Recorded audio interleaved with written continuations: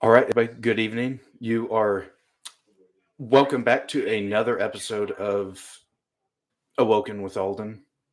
I'm your host, Aulden S. Nance, and we are back to you on Wednesday, November 26, 2025, the day before Thanksgiving of 2025. Wish everyone a happy Thanksgiving. Try to wear some more fall, autumn, Thanksgiving sounding colors for you this evening to spice things up a little. Here, let's fix this guy real quick.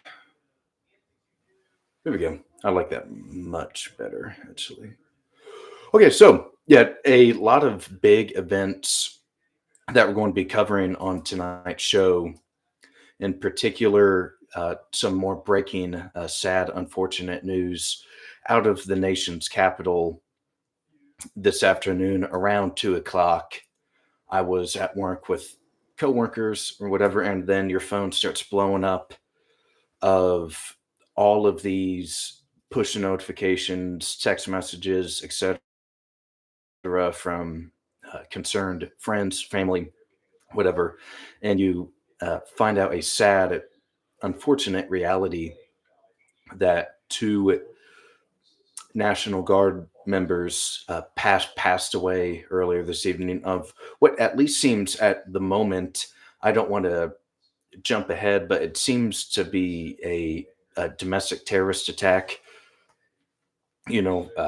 At least what you see online, which you can't verify everything online. So we want to treat this, be very cautious and be careful with it.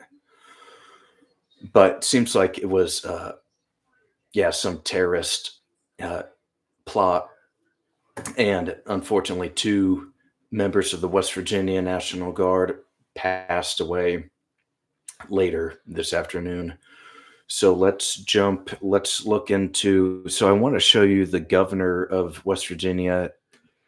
He released a video statement a little while ago. So let's.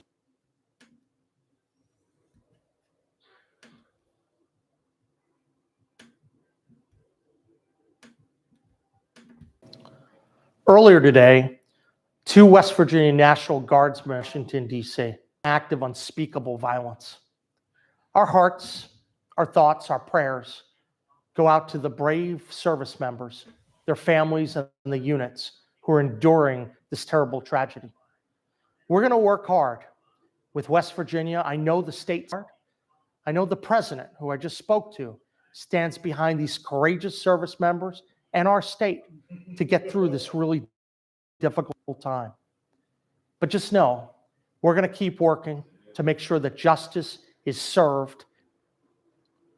Earlier today, two West Virginia... I believe that's repeat. Okay.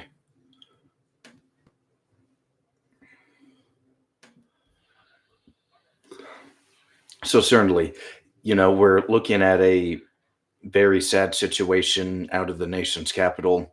Another instance of political violence this year. We've seen multiple other unfortunate events take place. And in a functioning society, in a true, America First society, we don't, violence is never the answer. We don't have the right to take other people's lives. Now just think tomorrow, those families are going to be, instead of being, having a large, family gathering where everyone's together. Now there's sadly, some changes, unfortunate, brutal, unjustifiable changes that have been made to that. And it is very tragic. It's unacceptable. So let's look at the timeline for a couple minutes. And so what happened around, I don't know, give it maybe 4 or 5 months ago, maybe early, mid to late summer, is the National Guard started the president of the United States thought, hey, I have, jurisdiction over this. I can deploy the National Guard, to the area to make it safer. And it has. And it was justified. I think most people that live here absolutely uh, sympathize and understand the the rationale behind it, even though some see it as political, and there is an angle where it was political. There is a true, a true reason for the deployment. And now, uh, sadly, you have an incident where whether it was kind of a political violence or random act of violence or some terrorism, whatever it is. Now you have the first, unfortunately, the first passings of this, and we know back to the timeline for a little bit. Kind of all summer, you see National Guard being deployed in, Chicago, Portland, some of these other more liberal, major liberal cities. And actually, to give the mayor of DC credit, Muriel Bowser, who announced yesterday that she's not seeking a fourth term as the mayor of the nation's capital, she has been relatively more or less willing and at least not getting in the way of this guard deployment. Maybe her private personal rhetoric is maybe she's against it, but at least in public, she's played the game and it's actually had a pretty solid relationship with admin. I think, you have the press conference with Roger Goodell announced, in the Oval Office, several months ago. She was there, very cordial. There's definitely a sense of understanding. Yeah, there's an agreement, or we're willing to push enough stuff to the side in order to try help our community. So, you have to give her a little bit of credit, but, a very sad and unfortunate event that occurred today, you know, just a few blocks from the White House. So, please continue, and we'll monitor this throughout the show. But sadly,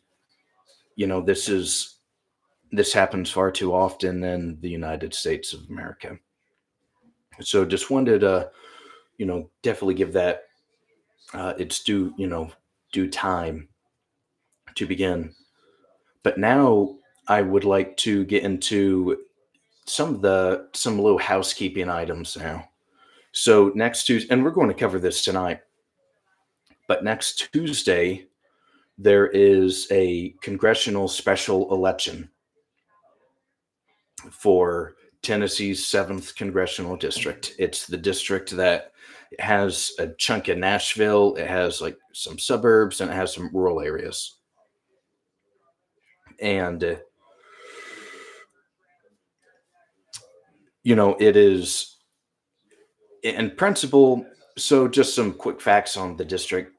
The president won this district by over, I believe, 22 points just last November. So we're talking about typically a very red, quite red district and area. But there was a poll released, I believe, 3 to 4 days ago that indicated that the Democratic challenger. So let me even take a step further back than that. The reason that there is this election happening is, I believe, Mark Green, which is the former congressman's name or whatever, he resigned after the big, beautiful bill passed in June to take some position. I believe it was an educational institution or some private sector position. Regardless, leaves Congress. And now the special election, automatically is called. And so there was a poll released like 3 or 4 days ago that showed the Democratic candidate was absolutely within striking distance. It's enough to get the president involved. Have him, the Truth Social post, the X post hey, you need to get out to vote for our guy. So it's definitely seen as threatening enough for the time being. But I would like to, uh, so yeah, we'll go live next Tuesday for that. I'd like to cover that. I think elections are always fun to watch, and covering, navigate and dissect in real time about the voter data. How can that data help us, go further with the midterms? The midterms are uh, coming up. I think it's like 346, 345 some odd days away now. And the Republicans only have this it's a 5 seat, some odd majority. It's not particularly strong. And with all these, the redistricting in all of the states keeps flip flopping. The judge in Texas says, "Oh, you can't have it anymore." It passes in California. Indiana keeps flip flopping. Virginia, now that they have a supermajority in the House of Delegates, they may redraw, and that's 3 or 4 Democratic seats that will be safer. And yet, people like Eugene Vindman in like the seventh district of Virginia, they're going to find themselves much more comfortable now. Okay, so I would like to. I keep being sidetracked, but the main topics this evening is going to be the state of Mexico, not New Mexico in the United States, the country, the nation itself, our immediate direct neighbor to the south of us. There have been some recent events that absolutely have their president at least on high alert at a minimum, to where that there's an America First angle that I've kind of been thinking of, to where not a violent, of course, overthrow, but like a maximum pressure campaign, I think would work, because you're looking at where has the major problems and the major frustrations grown from, particularly with immigration. It's the mass illegal immigration from the southern border coming up, from wherever, but they all have to at some point go through Mexico. So I think there's an argument to be made, if they can't have their crap together, at least apply some pressure on them, right? Yeah, like, hey, like, you're our neighbor, you're not being a friendly neighbor, you're not really helping all that much. So let's see if there's an angle somewhere at play with that. And also, yeah, like I mentioned, want to briefly discuss the Tennessee election, and I would also like to, tomorrow is a holiday. Thanksgiving. When people mention the holidays, they're like, yeah, the holidays at the end of the year. Halloween, Thanksgiving, Christmas, and I believe, some in a lot of families, that this may be the only time of the year that you see these relatives in person. So yeah, there's an opportunity to talk politics, as a lot of people will joke or kind of briefly mention, is that politics always breaks out at Thanksgiving. I'm gonna give you some, helpful hands, some not survival tactics, but proven strategies to get your point across at the turkey dinner this year at your Thanksgiving holiday celebration. Okay, so with that out of the way, let's. Actually, one more thing. So I had a fan by the name of Austin write in this week. Had some questions about, just it was several questions about what has been happening the past several months in the country. What is the president doing? What is the Congress doing? What some stuff we're doing geopolitically? All very thoughtful and insightful questions. So I just wanted to pull this up real quickly, and that if you have, here, one moment.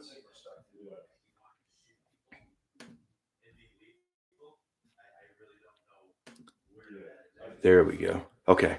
So yeah, if you have questions, for me or to me, you can either ask them, in the live chat during the streams, or you can email send an email to the account email, say, hey, I have these questions, what's going on? And, Austin is, uh, he's a conservative, but, he's still at that, he is still very, maybe too trusting of the system sometimes, or maybe views politics as a team sport rather than, yeah, the government works for us, not the other way around, the masses, at least. That's the purpose of having a government in the first place, is to place the interests of the American people first. And, just kind of saying, hey, like, even if this person is in our party or they share the same role, uh, it shouldn't matter. The results is ultimately what, uh, people, when you're going to vote the next time, it's the results of the previous time, is how a lot of people make their decisions. Am I better off? Uh, retro, retrospective evaluations is the term. And like, okay, so did I benefit from this? Was the person I voted in honest? And this can happen with the president or your member of Congress or whoever. It doesn't really matter. It's about being, uh, cons- consistent and politically consistent and honest with yourself and the country, right? Uh, at work, if somebody didn't do something that they promised to do, you'd probably be a little upset at them. And if they continue that several times, there's someone else is going to have to do it, move on from that person. So, Austin wrote in several great, thoughtful questions, just kind of, like why, uh, we've, as probably mentioned before, I've mentioned, has been Middle Eastern conflict this year, and he was like, okay, like what's some of the history with that? Wanted to black out the majority of the answers, but I will, in the response, I will include hyperlinks to support my side of the argument, or to back up, or even to maybe help back you up, or provide you some additional context with what you're seeking. So here, uh, yeah, he was asking about what's going on with why are we bombing the Houthis in Yemen and Iran, back in June. Uh, and yeah, just kind of provided some historical context about, the parallel military apparatus of the Iranian regime, the IRGC, the Islamic Revolutionary Guard Corps, who was Qasim Soleimani. He also asked about tariffs, you know, foreign countries, why. And this is actually really a good question. What is the reason for the aid to Israel? I'm not, uh, I'm uncertain. I don't follow it that closely. I thought I thought there was a peace deal that had been implemented. So, I just kind of said, hey, here's some of the history with it. He also asked about the Jeffrey Epstein files. Why is this a big deal all of a sudden? Or maybe in his mind, thought it was a big deal. So, uh, yeah, I just kind of told him what's up. So, yeah, I'll write you a 4-page response. It's really about, let me go back. It's really about trying to help people, that genuinely care, like Austin, to help them understand better. Okay. So if, write the email, I may, as of now, there is no revenue to the channel. I know we're still very new. And I'm not trying to be Mr. Krabs, trying to be greedy with it, but there is, for me to reach more people, there is a reality that eventually does kind of take fold, and that I will have to find a way to acquire additional resources to grow and promote more and unlock more minds. So, yeah, if you have questions, please write in to the email or on the comment or on the chat, the chat logs, whatever it is. I am more than happy to do so. Okay, so is that it? I believe so. Yes, that is everything with the housekeeping stuff I wanted to mention with you. But now let's go to the main topics of this evening, which is Mexico, obviously. And let's slideshow.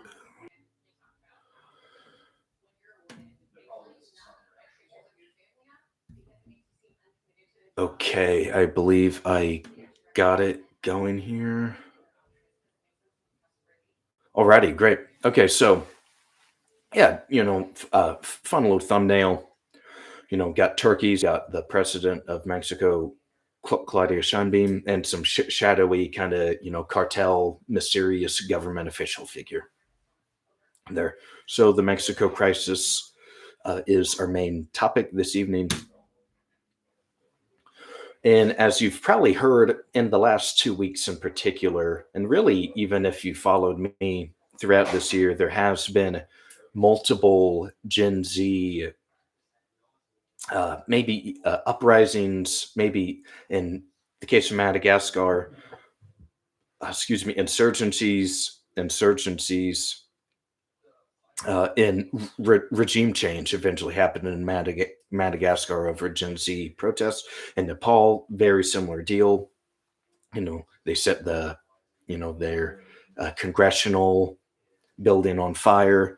So this is something that has legs now. This has happened in multiple countries and is becoming maybe not yet a global phenomenon, but something that, if it happens like 2 3 more times by like next spring, next summer, then, this is something that is quite real, I'd argue. Okay. So, what sparked these protests, right? So, as you probably, if you're a young American, probably one of the first things that you remember about Mexico, or one of the major generalizations about Mexico ever, is that there's the cartels, the drugs, the cartels run everything. They run the border, they traffic humans, they kill people, kill government officials, politicians, civilians, police, anything against their operation in the community, which they control. And so, what sparked these protests? Well, Gen Z, as you've seen in these other nations, it's a tough time right now. So, lack of economic opportunity, corruption, fatigue, really bad. And that's something else about Mexico, is that if you almost had to describe the nation in one word, you'd say taco, corruption, and Cinco de Mayo, like the holiday, whatever. So that's what's kind of baked into the American mind, at least I'd argue. And yeah, violence and insecurity shaping daily life, like hell, if I go to my crappy job, am I going to get shot by the cartel or get robbed? Like every day you're thinking about this stuff. Not a very fun situation. So yeah, let's go into, the failures of this woman, the cartel influence over daily life.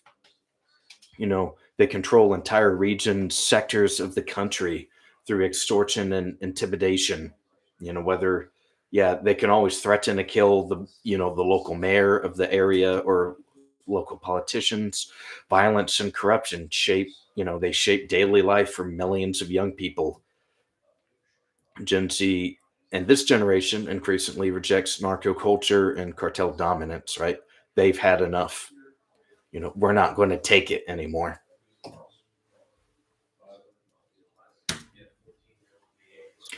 So yeah, Scheinbaum's weaknesses and the assassination of Carlos Manzo. So this rally happened at the beginning of November. Like after Halloween, first couple of days of November. The this gentleman, mayor of ran on very disciplined and poised anti-cartel, anti-corruption base, and shortly after taking office, he gets assassinated. He's dead now. So the shocking murder of this fella exposes growing instability, and it's almost like proof in the pudding that your system, your government stinks. It's corrupt. Nothing's working. And now there's rising, and again, this isn't the first fella. This has been happening all year, on and off.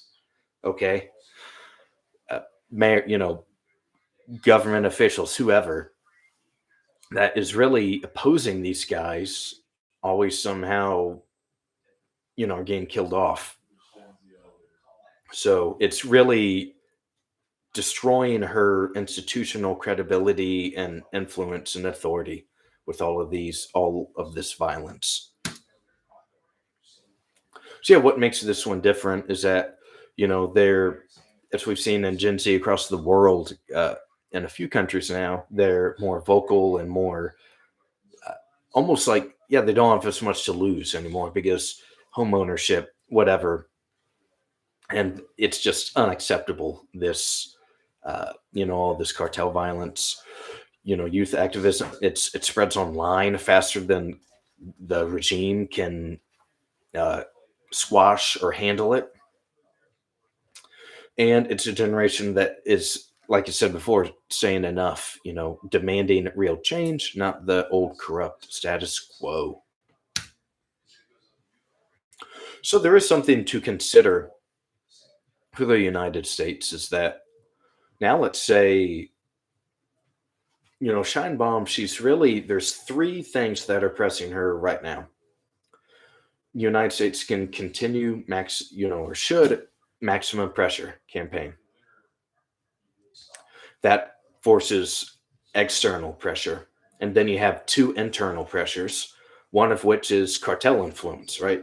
Losing territory, losing members of the government that are either on your side or opposed to the cartel violence. And now these protests. So there's a triple threat of a danger and a risk, to Scheinbaum.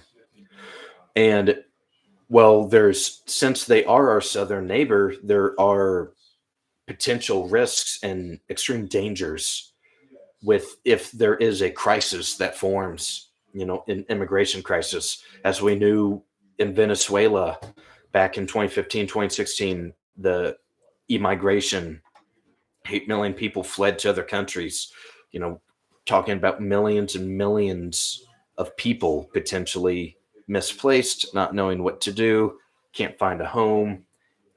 Now they're not going to go south, they're going to go north, they're going to try to make it to the States. And then border gets overwhelmed. That's always a risk. Cartel trafficking routes. This could allow the cartels to further expand, into states like Arizona, Texas, New Mexico, California, Southern California, states like that. So it threatens U.S. communities nationwide. Something that is a very good campaign talking point is that every state is a border state. Every state is at risk of potential effects from whether it's drugs or violence or anything else, human trafficking, etc. And a weakened Mexican government leaves America to deal with the fallout. So why is regime change on the table?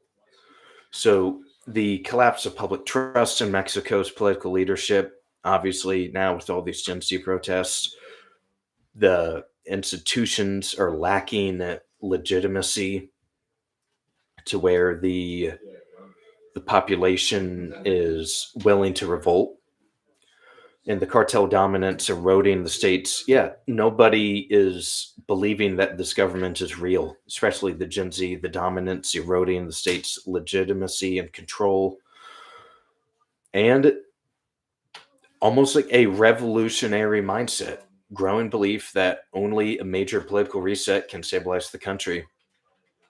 So it's a we're running out of time. There's a we need radical change quickly, and that's always a little dangerous, of course. Okay, so I wanted to mention something that I was kind of thinking of earlier, and it's that what are Scheinbaum's advantages, to her staying in power, to her regime and not collapsing absolutely, to the cartels? And let's think logically. The cartels, they're split up. It's a Think of it as several, like the Syrian civil war, Hezbollah, ISIS, Assad's people, the opposition to Assad's people, Al Qaeda, the Al Qaeda guy. You have several groups playing into this major conflict, and they're not all aligned 100%. Maybe they're all aligned on we don't like the current government, but that's really about it. Or other than goals of drug trafficking, human trafficking, murder, gaining more control of another city or municipality or something like that. And so they prefer a weak referee in the sense that if they become the regime in power, then they're at big time risk because right now they need clients. They need a population to leech off of. Think of it as you're infected with some virus or you're ill. In order for the virus to survive, it can't if it kills you, then it also dies. So it always needs healthy spots to where it can, yeah, there's an opportunity for it. So that's something to keep in mind about the cartels is that they lack, and also think about running government. You need to collect taxes. You need, to have a police force. There are several major institutions. You need public buy-in. You need a lot of stuff, and they're not organized enough to do that. They're organized to the point to what they're doing now and can slowly continue building their their roadmap and client list almost. But other than that, right now, I'd say probably her biggest risk is the Gen Z protests. Because also think about it, we trade with Mexico a lot. There are advantages to having them still, right? It's not like the Taliban is to the south of us, right? Yeah, it's a much different scenario. So that's my quick little spiel about the Mexico regime change. Please let me know if you have any thoughts or ideas or even challenges to my thinking. I would love to hear them. So the next big topic I wanted to get into is the preview for next Tuesday night. This Tennessee, 7th Congressional District, the special election. You have Matt Epps and Aftyn Behn running for the congressional seat. So just a quick little district voting history. The president carried this district by a little over 22 points, I believe 22.07 percentage points. So yeah, even one year ago, a annihilation of the district for the president. the Secretary of State or either the county commission and the local district provided an update earlier today that at least over 63,000 ballots have already been cast during the early voting period. So there seems to be some excitement, some urgency, maybe even for either side to get out to vote.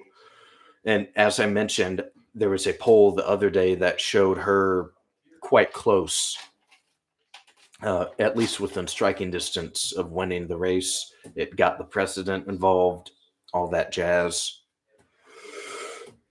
So we will look more into this. We'll have something, an internet link to look at here in a few moments, but we want to get through the rest of the presentation. But that's for next Tuesday. That's a quick little preview. We'll go with that live. So now here's the fun part. Tomorrow, Thanksgiving, Turkey Day, we're all, gathering around. We're watching football with our families. We're eating turkey and mac and cheese, seeing the cousins that you only see once or twice a year. And something for the adults is that a lot of people do like to, maybe not even like to, but it at least gets to the point where political conversations occur, at the Thanksgiving table. And so here are some tips that I would advise you on if you want to effectively get your arguments across, to your relatives. So avoid irrelevant topics that don't matter. And I'm not saying that whatever you care about doesn't matter, but you want to stay generally mainstream with it. Okay. So when you're trying to make your points in your art, excuse me for that. When you're trying to make your points, ask questions that expose contradictions instead of lecturing them. What does that mean? Right? Say, hey, what if this person did this differently? And clearly, because another leader in that country did it that way, if our leader just would have done it the same way, it would have worked, or something like that. People don't want to be lectured because they already believe their mindset is what's going to go with. All right. So you're not trying to get mental regime change of their ideology about a certain issue or issues. You're just trying to slowly plant something that can grow over time. Maybe the next week they see a video about the topic or someone at their work discusses it, whatever. So use simple, understandable. Oh, screwed up. Understandable points your family already agrees with or understands or sees as mainstream. And then, yeah, as I mentioned, carefully plant these ideological seeds. Thanksgiving is a battle, not the war. You're there for a good time to see your relatives anyway. So just, don't do anything that, might upset and you also have to know the person you're talking to. Not everyone is smart about politics, honestly. Let's be real.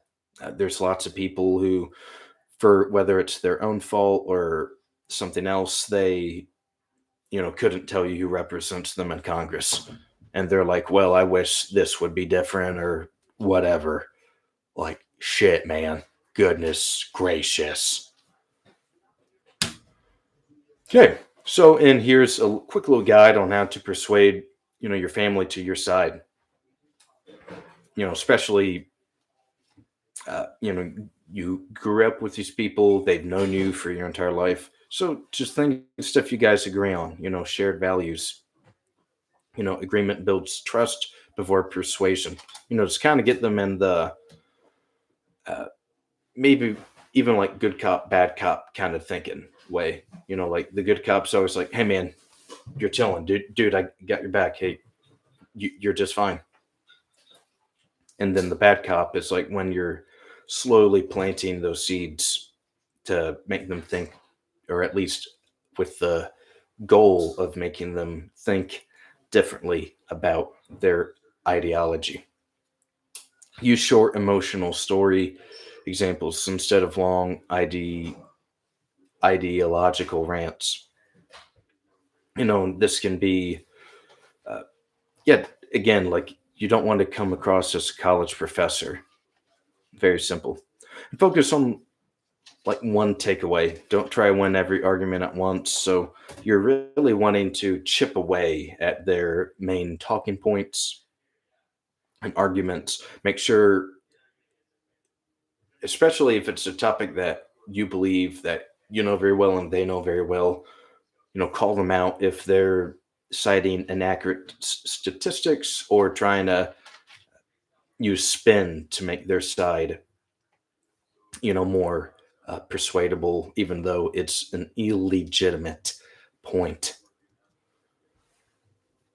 Okay, so we're going to, yeah. So please enjoy your Thanksgiving. Don't get into physical altercations over this, because a couple months before the 28th election, everyone is going to be like, it's the most important election of our lifetimes, and then whoever wins will take power and nothing ever changes. So ultimately, just kind of keep that in mind too. Okay, let's go back to the main screen here, and I want to show you an article that I saw the other day about now trade routes in Mexico are being blocked off. It's not only Gen Z protesting, it's these more rural farmers, the country, that are fed up with the system also. They're not making enough money. Yeah, they're being robbed, whatever. And so let's go to that real quickly.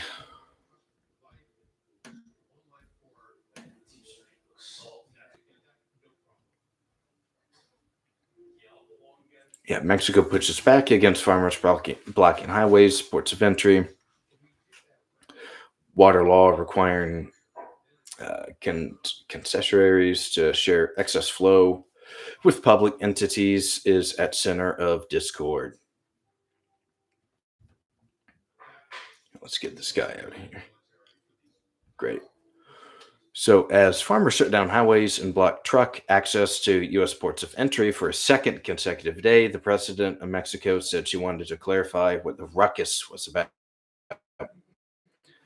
There is no water law. Some are protesting to keep privileges that should not exist anymore. The water law aims to return water to the nation, guarantee the human right to water, and that water no longer be used as merchandise, President Claudia Sheinbaum said on Tuesday. So let's get back into her mind for a moment.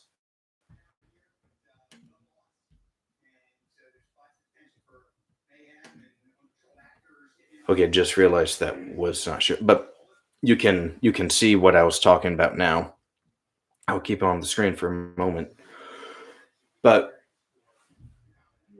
as I mentioned a few moments ago, that you have the president, Claudia Sheinbaum, have her these, whether it's the Gen Z or the farmer protests, the U.S. external pressure and rhetoric, and the cartels.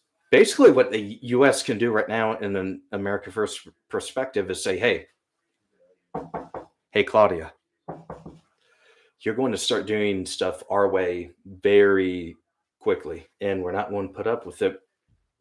Or maybe we'll implement some democracy to your country, some new democracy. All of a sudden, your elections are not legitimate anymore. So to get her in line, there's ways to do it, and there's ways that we can use it to our advantage. Because if before we're talking tens of millions of people entering our country illegally through there, that's just unacceptable. Put up with that. So back to the story. Farmers need credits from machine parts and for seeds, planting ideological seeds and food seeds tonight. We want safer highways. Protest leader. We are worried they are taking our water away, our water rights. If they do that, we are finished. So I'll put this article, I won't read the entire thing, but it's really,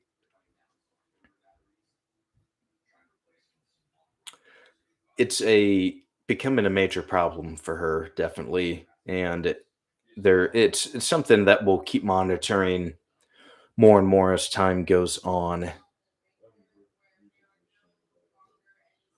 But yeah, I'll post this article in the link for you so you can read it, by yourself at another time.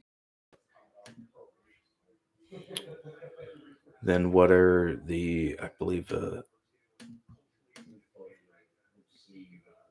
oh yes, and did want to bring up, so that individual I mentioned, Carlos Manzo, the other day, or a little while ago, the mayor that was assassinated, which really sparked the protests. A lot of his security detail has since been scooped up and yeah, arrested.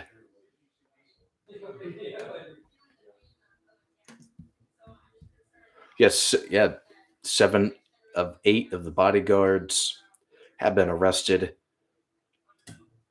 in the investigation. What 87.5%, I believe, of the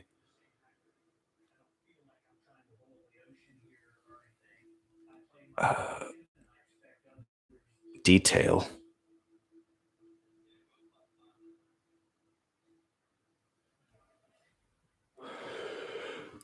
So the Attorney General's office said that 7 public servants were detained for their probable participation in the crime of aggravated homicide. All of the slain mayor's personal bodyguards were municipal police officers. 6 of those detained are men, while 1 is a woman. They said that their alleged involvement in the homicide was due to omission or negligence. In other words, they failed to adequately perform their protection duties. On Saturday, a judge ruled that the 7 bodyguards, as well as an alleged mastermind of the assassination, must remain in detention as the cases against them proceed. So yeah, I'll post this in the chat also. However, just something to keep in mind that, that's a very corrupt nation down there. We've known it forever, ever since we were a young child, or young children, excuse me.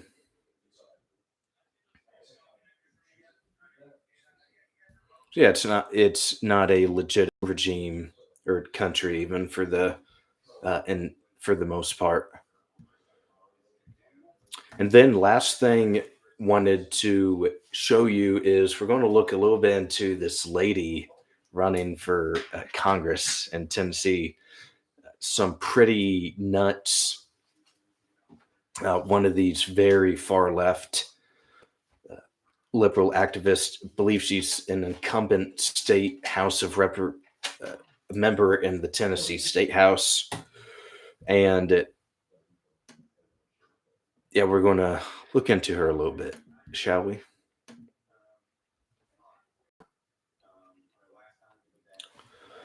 Yeah, so on 2024, looks like Juneteenth 2024.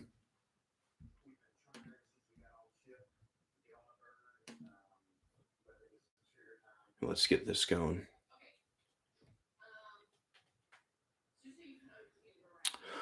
Yeah, so on Juneteenth 2024, quote, on this Juneteenth, we need less white folks posting Canva graphics and more adopting prison abolition, abolition as a political foundation. Here's my lineup of books that enhanced my political education. Black women did a lot of labor to get me here, and I'm eternally grateful. Here, end quote. Here's a.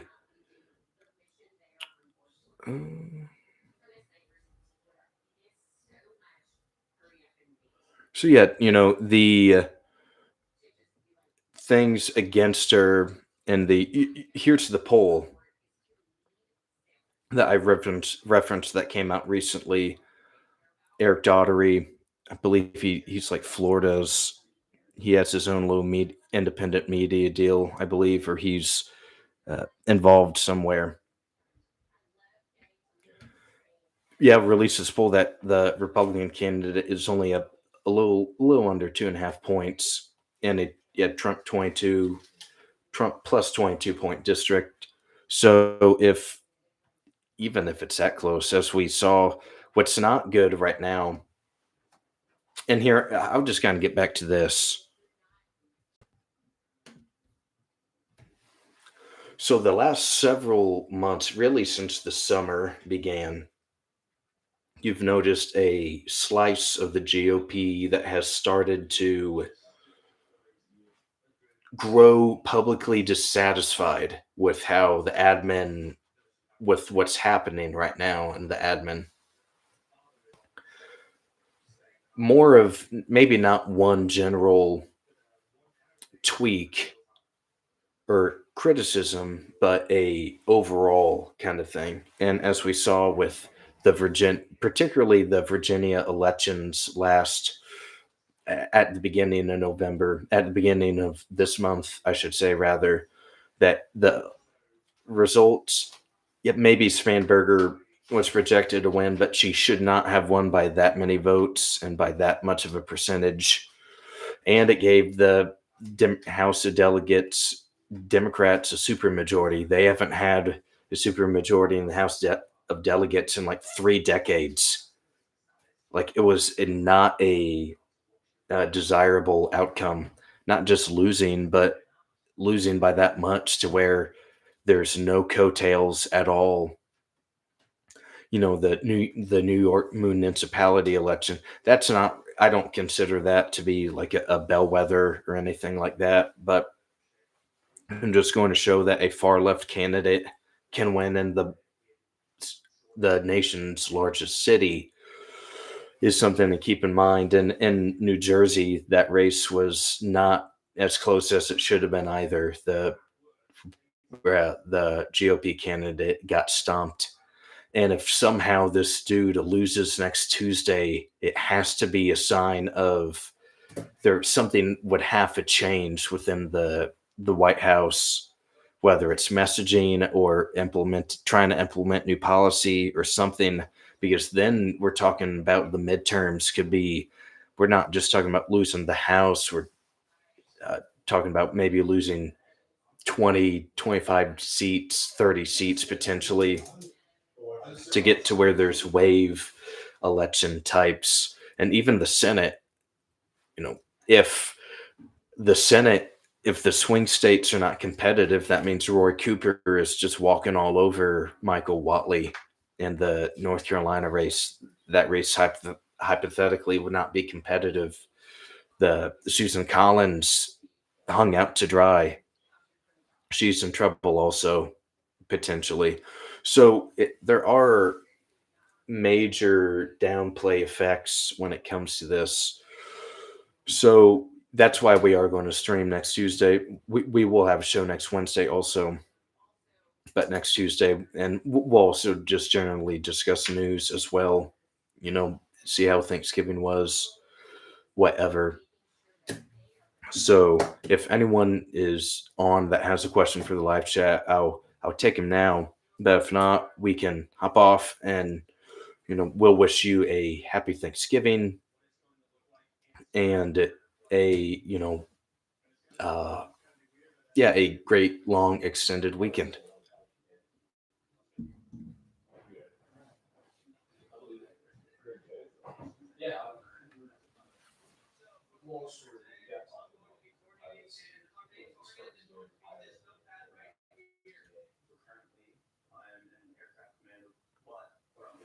We actually had a here.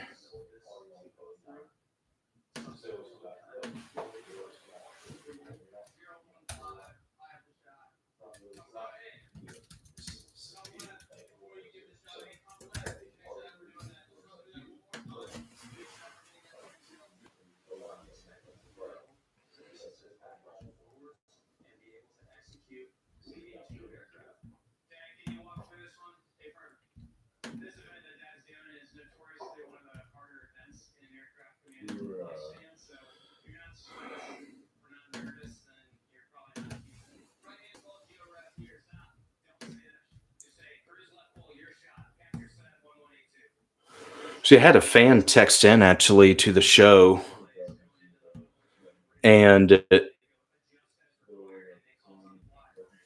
yeah, he mentioned some more details about the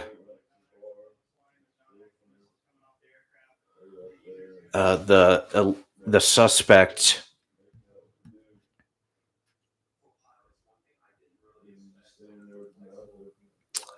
Yeah, I believe this is the tweet. Yeah. So breaking update, what we know about DC National Guard shooter Rahamullah Lakawala, illegal alien from Afghanistan, overstayed a visa granted to him by Joe Biden under Operation Allies Welcome on September 8th, 2021, born February 9th, 1996, 29 years old, and last known address in Washington State, thousands of miles from DC.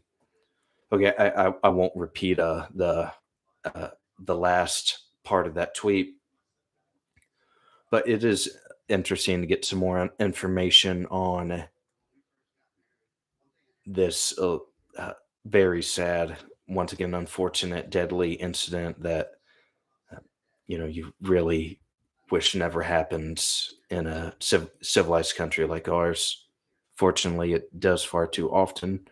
Oh, and another thing, President Trump is set to deliver a video message to the nation at 9:15 p.m. Eastern Time.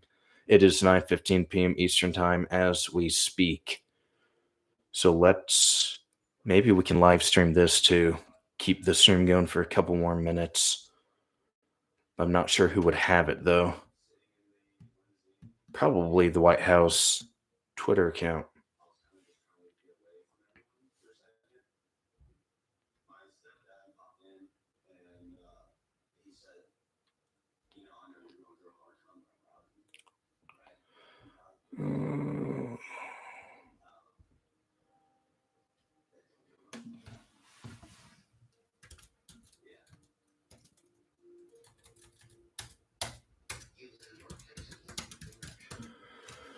Let's see if they're going to stream it.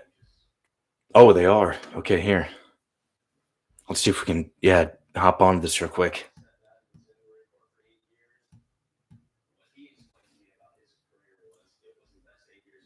As President of the United States, Okay, right now. Who perpetrated this atrocity pays the steepest possible price. I can report tonight that based on the best available information, the Department of Homeland Security is confident that the suspect in custody is a foreigner who entered our country from Afghanistan, a hellhole on earth. He was flown in by the Biden administration in September 2021 on those infamous flights that everybody was talking about. Nobody knew who was coming in. Nobody knew anything about it. His status was extended under legislation signed by President Biden, a disastrous president, the worst in the history of our country.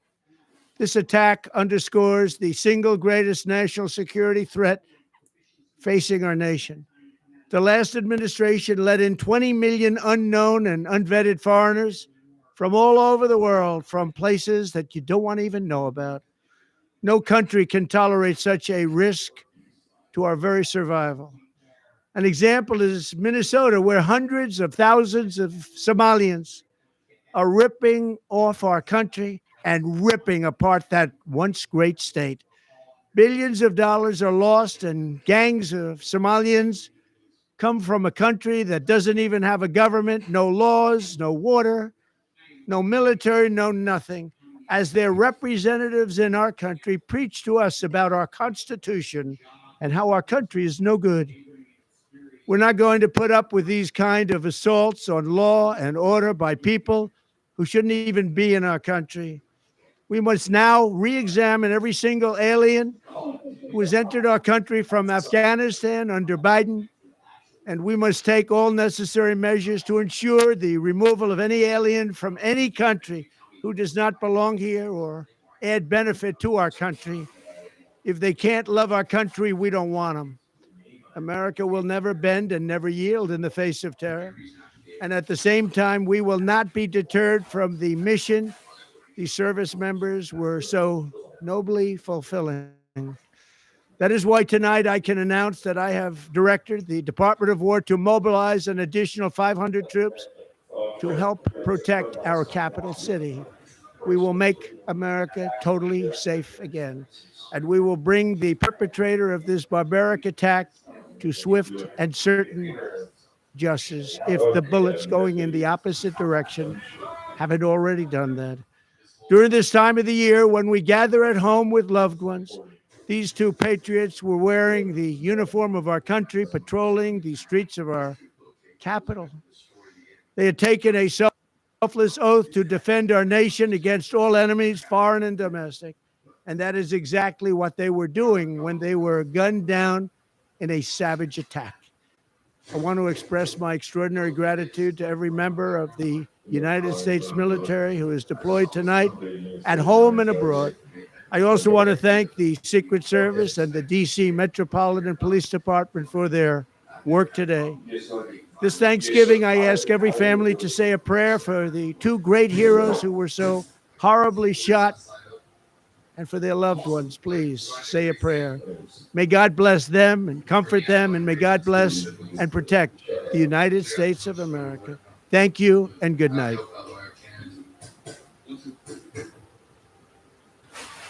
Okay, that's the President of the United States wrapping up his remarks right there.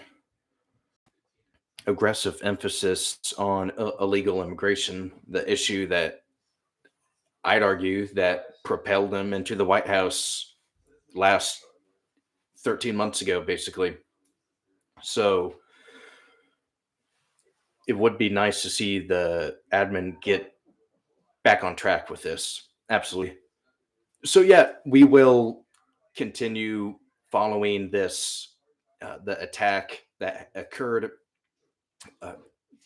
around seven and a half hours or so earlier today, in the coming days.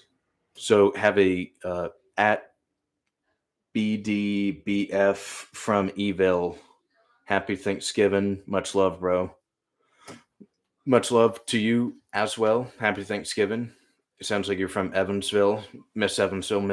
I'm not going to be there this Thanksgiving, but I'm in a good community in my current place of residence right now. So if anyone else has any other chats or questions, definitely happy to take them before we wrap up. But I wanted to probably start thinking about wrapping up here in the next few minutes. I got everything I needed to out.